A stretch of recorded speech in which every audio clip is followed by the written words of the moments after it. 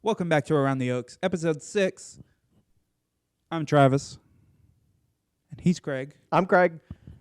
And we're bringing to you today an amazing episode, more about the history of the church and kind of what's evolved around the city of Oakland. Yep. We have somebody here that has been a part of this church since 1950, so for 72 years. Now, he doesn't have the longest tenure. We have some folks that have been here practically their whole lives, and they're in their 90s now. But he's been here a long, long time, and he's beloved by everybody in the church, Fred Shepard. So we're so glad to have him as our guest today. And he sure knows how to tell a great story. He's got lots to tell, yeah. You've got that to look forward to in this episode. But before we kind of jump straight on into that, we're going to talk about some housekeeping going on this video and the ones before it. You like dusting, vacuuming? What kind of housekeeping are we talking about here? So just so you're kind of informed and you know how to use it. So that kind on the YouTube video, there is these things called chapters. So these allow you to kind of skip around the video. They take some time to set up. It's about just watch the whole video through, but you can just watch it and kind of look on the bottom. There is a way to skip around, and it'll be organized by question. So you can go and say, "Oh, I want to know what's going on." Parts of the video. Yeah, you'll know what's coming up, and if you're coming back and you're like, "Oh, I remember them saying something. I want to kind of go back to that, maybe get a better understanding for that." You can go back to that part where you were at and hopefully be able to see that in the chapter. So, hopefully you understand how to use that. That was good. YouTube video watching 101. I like that. Good. But addressing the biggest change of this video. There's a picture on the wall, and there you can't see them, but there's pictures all on my walls. I feel like I'm finally moved in. I got pictures up, thanks to Don Stanton, the custodian. More like a home and not. Do you like it office. better? Do you like it better? Oh yeah. We have Jerusalem kind of looking over our shoulders. We do. Not sure how I feel about that one, but all right. Before we get into the interview, start with the icebreaker. Okay. Are you a cat person or a dog person? You want to go first? Yes. I feel like I already know your answer, but I'm a cat person. You're a cat person. Yeah. Is that just because you have cats, or is it really? I think it's both. You've had both, and you prefer cats? I haven't had a dog, but our roommate has a dog, and I'm not a fan. Not a fan of the dog. I'll take the cat. I don't have to take him outside. It's less of a commitment. I mean, the cat, like, jumping up on the bed and peeing on it is never fun. No, that's not good. That's not good. I'll take the cat. You like the cat? Okay. Yeah. So back when I was a kid, we had neither cats nor dogs because my dad was allergic to the hair, and he seems to have gotten over it because now he loves all of our pets. Great. But I kind of think it might have been an excuse, to not have to deal with pets. Oh, I'm allergic. Can't have pets. So we had gerbils, but that was about it. So it wasn't until I was out on my own and I graduated school and everything, and I was living on my own, and I started dating Lynn, and she had a cat. So I said, well, I'll get a cat. And so we were cat people because we brought each of these cats together when we got married, and we had them for a while, and then we've had a couple other cats since then. But then we sort of transitioned.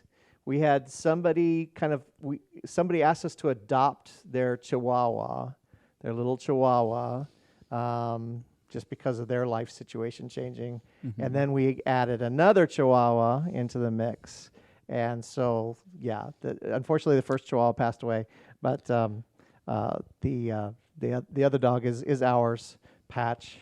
And we have not replaced. Well, our last cat passed away right before we moved here, and we have not replaced the cat, and we may not. So the patches are one pet. That's a long answer, but that's And I'm sure you're enjoying the pet pictures that are probably on your screen by now. So. Yep. All right, we're here today with Mr. Fred Shepard. It's nice to see you. How you doing today? Thank you. I'm fine. Good to see you, Fred. And Fred has been a part of this church. He just told me since September of 1950.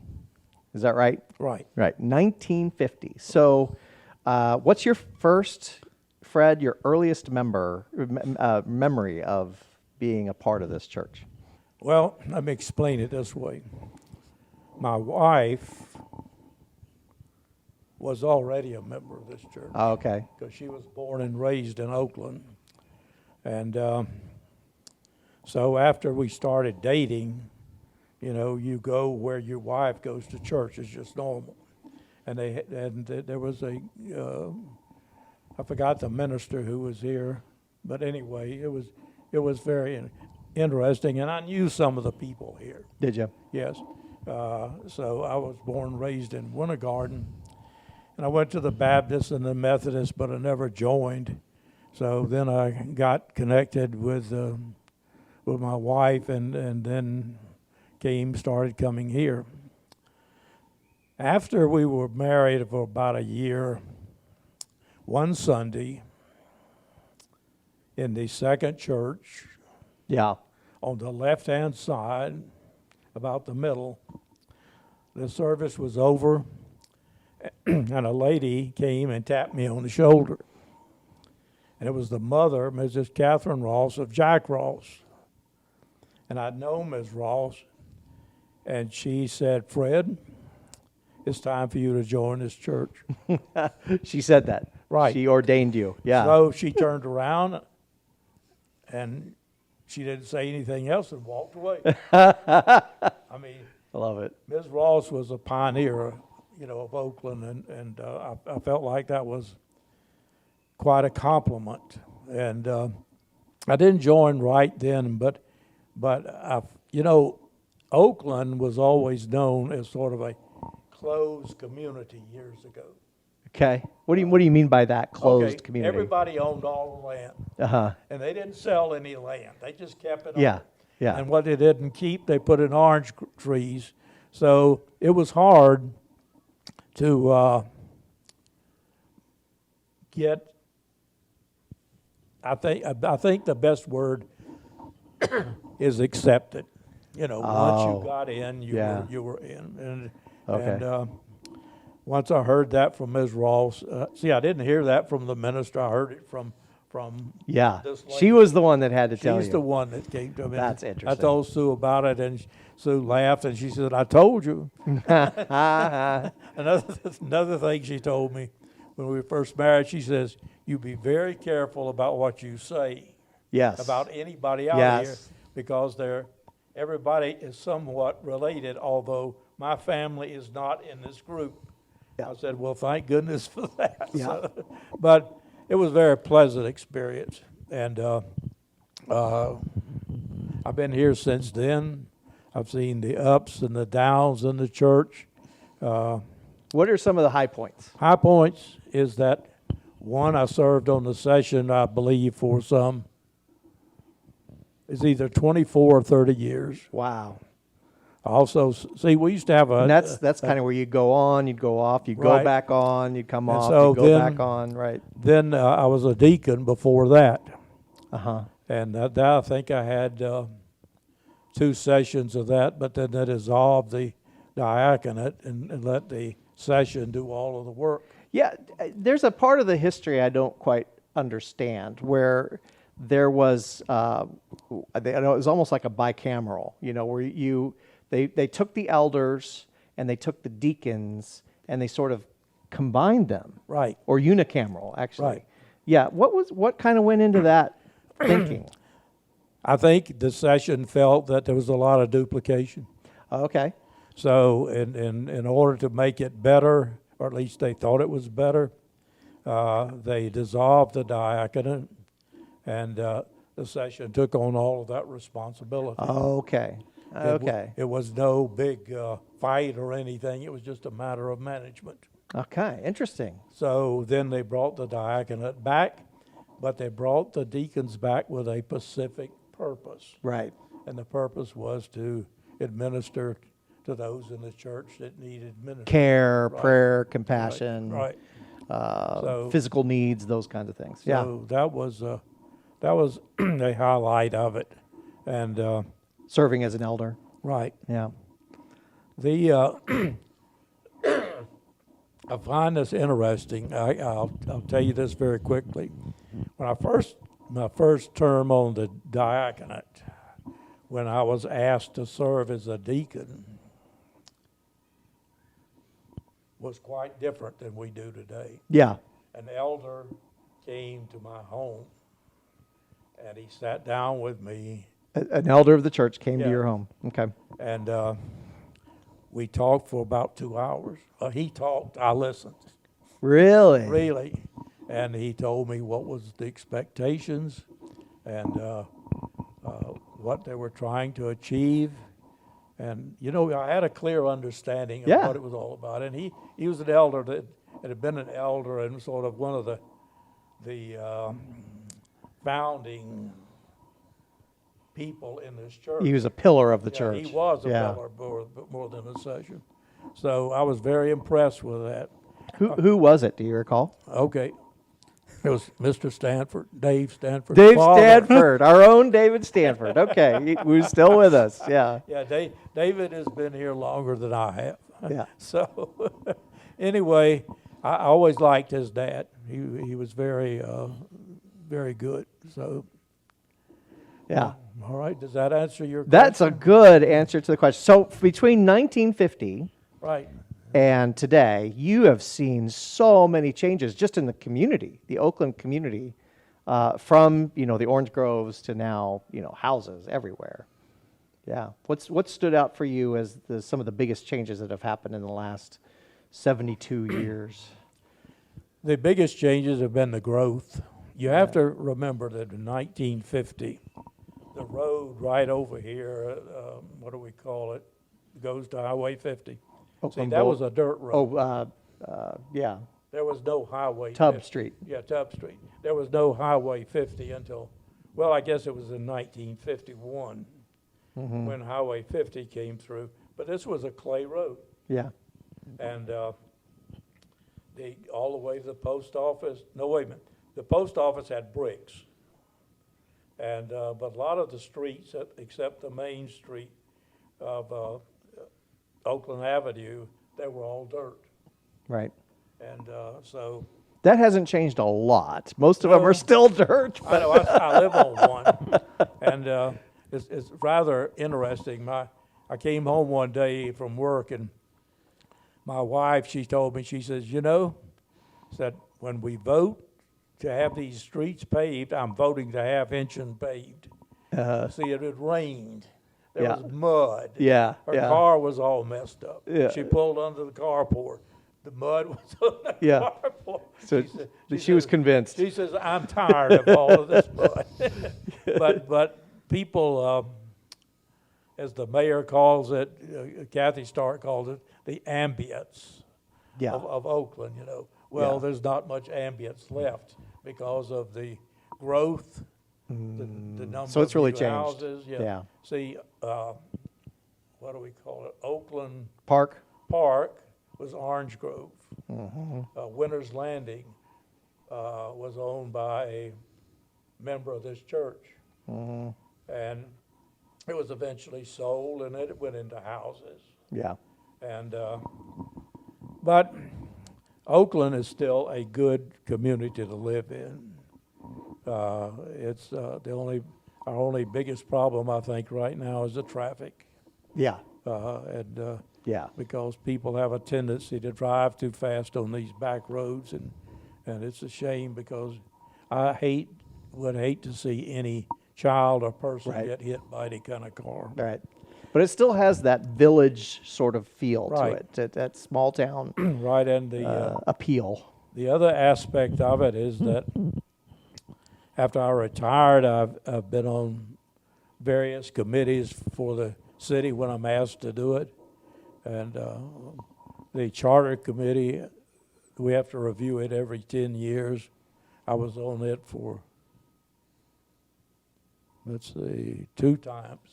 So, and that's it's enjoyable, but believe me, it's a lot of work. A lot of work.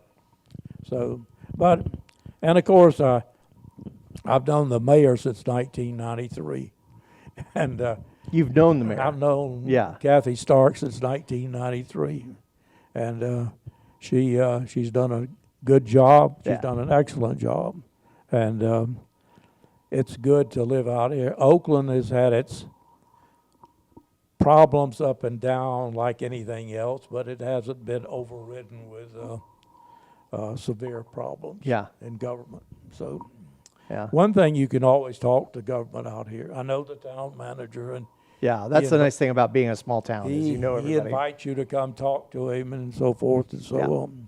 Yeah. So I know. Well, so here at this church, though, there's a couple of roles you've taken on here that you have now. Yeah. One is that you are the head usher whenever we have a funeral. And how did you get into that role? Got into that role with Bob Wheat. Bob Wheat. So this was Oh, back. wait. I got the wrong last name. Bob Hines. Bob Hines. Okay, so So, yeah. see, I'd known Bob. He came here in 2022. The, They called him- 2002. What did I? I Oh, don't know. 2002. Yes, I said it wrong. Anyway, he had. I'd known him that long, and the first time I saw Bob was when Sue was in the hospital in intensive care, and I was in there, and it's all of a sudden I saw this man standing there, had on a light blue priest shirt and a white collar. Did he have a collar on? So he asked me who I was, and I told him. He says, "Look," he says, "it's easier for me to maneuver in this hospital with this white collar than it is anything Yeah. else." Yeah. So we went downstairs. Sue was asleep, and he visited with him. That's the first time I ever saw him.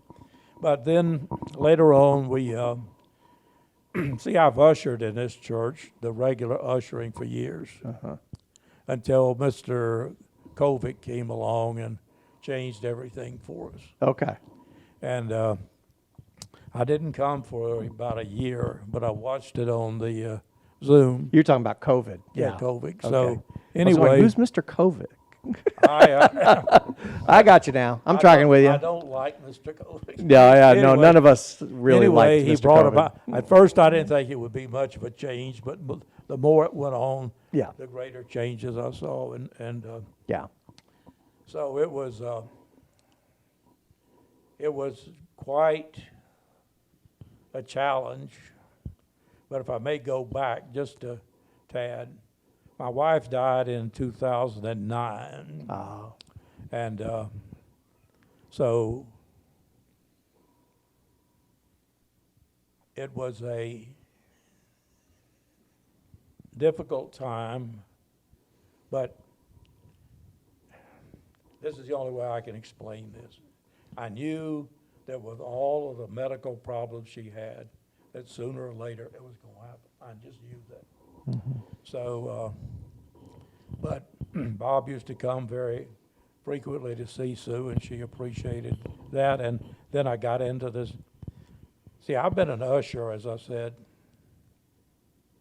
and we had ushering teams that did it for 1 month. We only had 3 teams, but we did it for 1 month.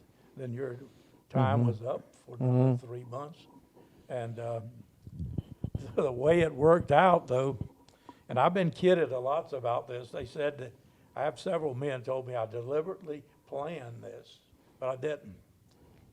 See, I had all ladies on my team, Oh, on your usher team. on the usher team. Really? Yeah. Fred and his harem. I got it. Right. Yeah. Yeah. Laurie Templin was one, Lee Lombardi was one, and Phyllis Singh was the other one. Okay. And they were very reliable people. Yeah. You know. Yeah. So I didn't have to worry about that. And then after Laurie Templin came, her oldest son, Evan, Yeah. I recruited him. Okay. Because he was in senior in high school. And we were looking for young people. So I got him on, but he stayed with me a couple of years, and then he went on to college. Yeah. Yeah. So, but it was good. It was very good. So What is it about the ministry that we provide families at funerals that particularly sort of appeals to you, that makes you okay. want to be a part of that? my interest in this is that this is for the family. It's not for anybody else. It's for that family who has had a loss. And the goal of the service is to make it as easy for them as we humanly possibly can. And to make them feel like that God is with them that day or always, and that we're here to help them in any way we can. Yeah.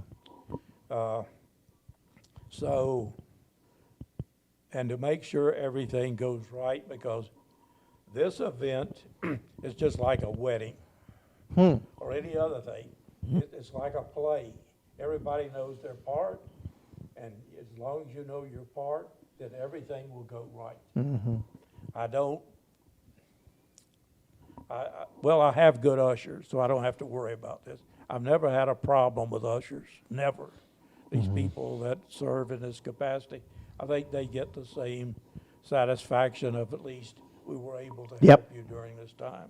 But what's interesting about you, so you go from, ministering with people during a death, and then you're also on the preschool board. I've always had an interest in the school.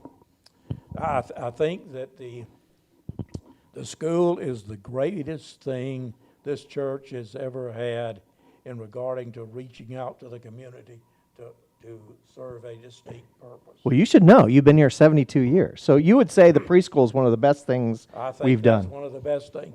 And see, I go down there periodically unannounced. I just show up. Which they are very fine with. So they love seeing you. It was I know fine that. with Laurie and Mr. Johan. He and I have an understanding. And I told him, I said, sometimes I'm just going to pop up. And he smiled and he says, you're always welcome. Yeah. So, and I get along with the teachers. So Yeah, you will. so I was standing there one day, was watching some children play, and this thought ran through my mind. Where will these children be in 20 years?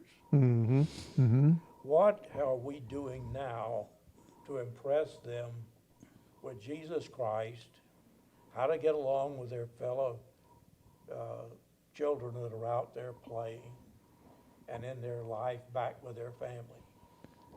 And I said, as long as we can strive to do these basic things, who knows what one of these kids is I gonna turn out to love be. that idea. Yeah, that's the idea. That's the perspective we should have. So- How are we building kids Yeah. for the next generation? Yeah, I love it. Love that. When I go down there, those that know me, they are the teachers. I accept that they call me Mr. Fred. Mr. Fred. I don't particularly dig this Mr. business. I'm just Fred, but a child doesn't understand that. So anyway, they will wave at me and give me a high five, and go on, and that means a lot to me. So, but I think it's good. I think we've been blessed with, for the most part, with about a 98% success with teachers. Yeah. The board, at least the way I see my role on the board is, it's my job to ensure that the school gets everything they need to function properly, Yep. and to encourage and to back the director in every way that we can. And so I go off in December, and Oh, really? my time is up. All right. I think I've been here maybe a year longer than I should have been. Okay. Bob Hines told me, he says, no, he asked us one time, he says, Fred, can you serve a little longer? I said, yeah. So he said something to the chairperson, and they said, okay. And then they put me in another group. And Well, there don't be was. surprised if they do that again. Well, no, I've got them aboard. But if they did, I would take it anyway. Well, Travis, what do you want to know from Fred? Well, I think starting to wrap it up, what's your hope for the future here at the church? The church in the future, I think this church is just like any other church. I try to talk to people who belong to other churches. And the two or three that I've been able to talk to, they're going through the same thing we are with about a 40 to 50% return.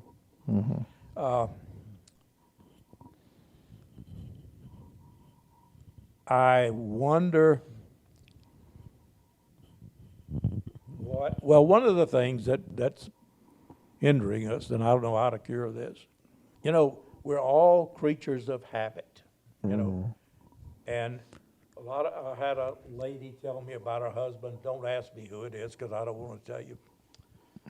Oh, he enjoys sitting in his easy chair with his coffee. I first wanted to say, and I know I'm pretty good, but I didn't say this. I wanted to say, look, you don't drink coffee while you're listening to the Word of God.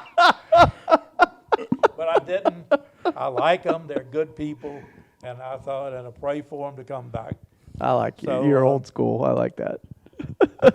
I'm probably, you see, I have to remember, Greg, I'm 30 years older than you're 60 years old in this church. Yeah, yep. So I see things a little different. Yes, you do. And I try to be flexible and modify my thinking. But some things I'm not going to change. Okay. So, All right. I like that. so I like that. as far as the church is concerned, I think we're going to make it. It's going to take us a little time. And I think the secret to getting the church back to where it was is that the members have some jobs to do. Yeah. If only they got on the phone and called Mary or John or James or whoever it was and said, I'm sorry, I hope you'll be able to come back to church soon. Yeah. You don't ask them why, you don't condemn them, you're just extending that invitation to come back. And I think this would help some of them. Yep. Now that's what we're working on right now. So that's a great. So we're trying to Love that we're insight. trying to do that, but nevertheless, you didn't ask me this, but I'm going to tell you anyway. Go for it. Oh, here we go. All right. I have a theory about churches. Now, if you encompass the church in a circle and you put all the members in it, you got everybody that's a member in the church. Within this big circle, you have little circles, groups of people that have a special interest in the function of the church.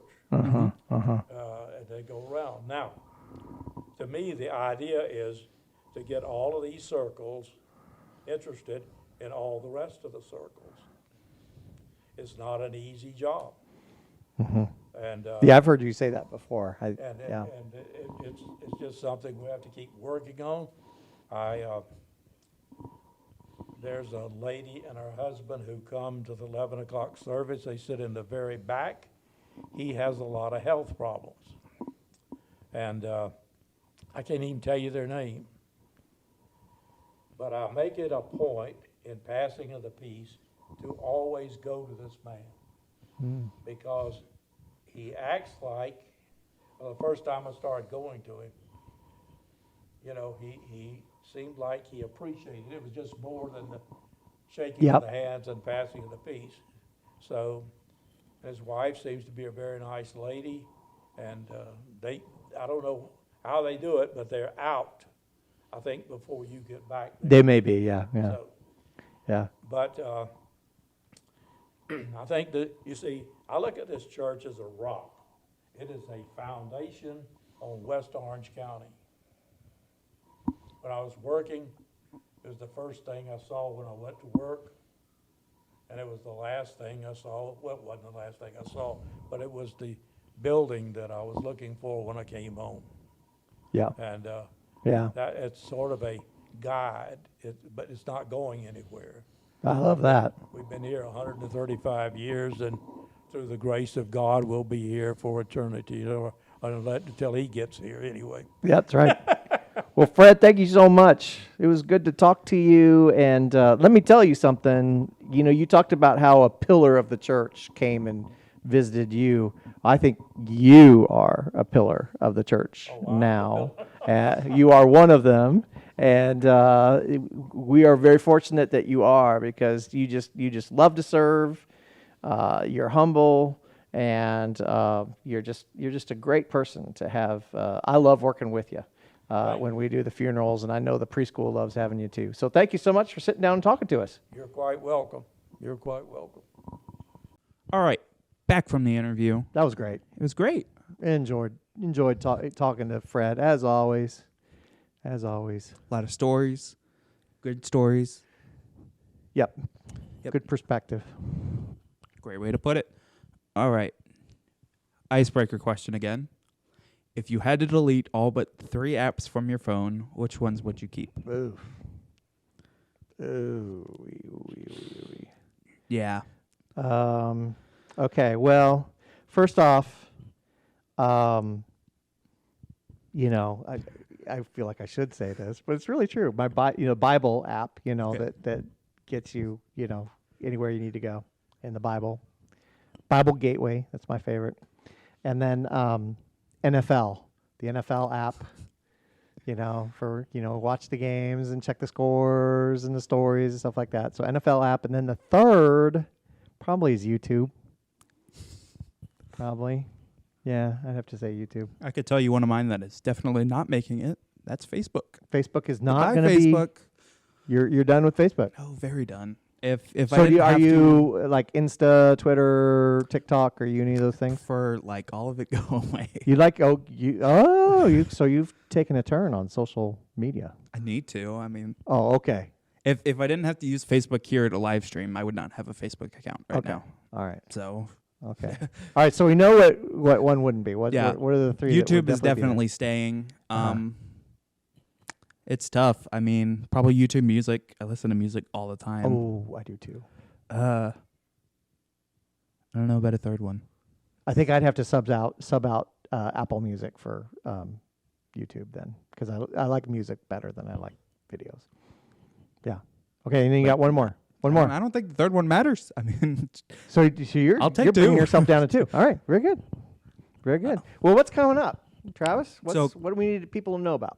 coming up, have an event coming back that it's been absent for the last 2 years due to our friend. Mr. COVID. Yeah. His video is probably going straight down the recommended feed, but that's okay. Yeah. So the Fall Festival is coming back Sunday, October 23rd, right after the 11 o'clock service in the CLC. The preschool kids and the children's choir will be there performing during the service, so you can come for that as well. There will be games, food, and fall fun. Very excited to experience my first fall festival. And I've heard rumors that the cakewalk is coming back. Oh, it's for sure coming So back. No, I know it. It's confirmed. definitely going to want to be there. Rumor confirmed. It's going to be there. But also something else to look forward to in this time of fall is on Veterans Day on the 13th, we're having a combined service. Yep. That starts at 10:30? 10:30 is when the service will be, and then we're having a potluck afterwards. And we really like to celebrate and remember the veterans in our midst. The YCM Youth Orchestra will be joining us that day, and will be providing a concert during the lunch. Ooh. Yeah. So you really They're want to be awesome. here and not miss out. Yeah, they're awesome. Yeah. So put that on your calendar now. All right. November 13th. And also, what else And is then going on? also just wanted to let people know, if you're watching this and you are a recent attender, you've just started coming to Oakland Press, we are getting a orientation going right now. We'd love to get you some information that'll help you to get a little bit deeper into the life of the church. We'd like to set up a one-on-one conversation with you.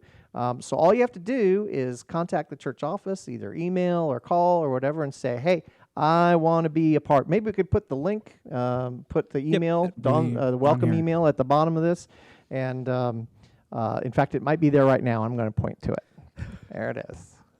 So reach out that way. Just all you have to do is just let us know, I am interested in the newcomer orientation. That's all you need to say, and we'll have your email, and we will get you started. So make sure you do that.